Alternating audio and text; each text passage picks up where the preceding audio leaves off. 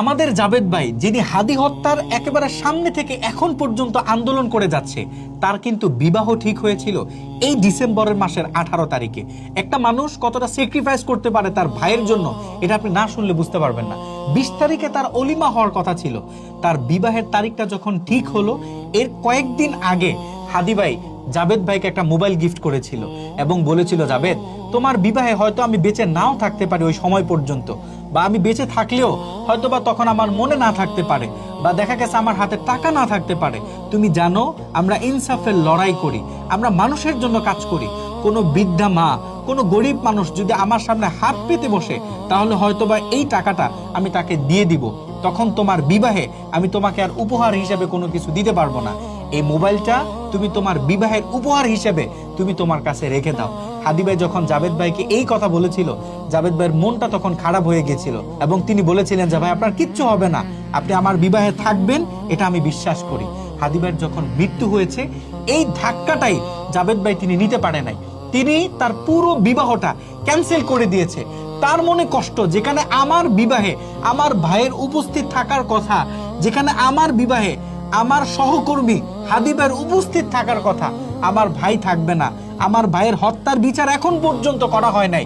যে ভাইকে আমি আমার নিজ হাতে কবরে রেখেছি, সেই খুনি এখনো বাইরে ঘোরাফেরা করতেছে। কিভাবে আমি বিবাহের পিড়িতে বসি, কিভাবে আমার অলিমা হয়, কিভাবে আমি আনন্দ ফুর্তি করি।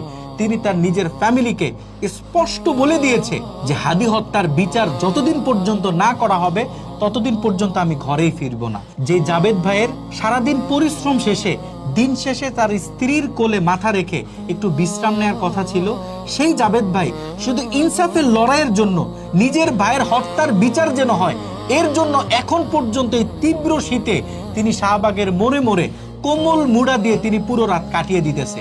পুরো রাত আন্দোলন করতে করতে কাটিয়ে দিচ্ছে। হাদি ভাইয়ের হত্যার বিচারটা যেন করা হয়, এর জন্য এখন পর্যন্ত তিনি আন্দোলন করে যাচ্ছে। আমার মনে হয় জাবেদ ভাইয়ের মতো একটা ভাই বা জাবেদ ভাইয়ের মতো একটা সহকর্মী যদি কোনো মানুষ পেয়ে যায়, তার জীবনটা আসলে সার্থক।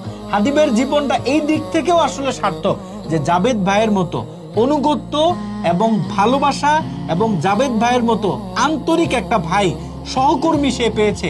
এটা আসলে অনেকেই কিন্তু পায় না। জাবেদ ভাই আজকে সে ইনসাফের জন্য লড়াই করতেছে, যেন হাদি ভাইকে যারা হত্যা করেছে এই বিচারটা করা হয়। এই লড়াই শুধু জাবেদ ভাইয়ের একা না, এই লড়াই বাংলাদেশের লক্ষ কোটি মানুষের লড়াই। আজকে যে আন্দোলন ছোটভাবে করা হচ্ছে, কালকে বাংলার মানুষ কাফন গায়ে দিয়ে হলেও এই আন্দোলন করবে যেন হাদির হত্যার বিচারটা করা হয়।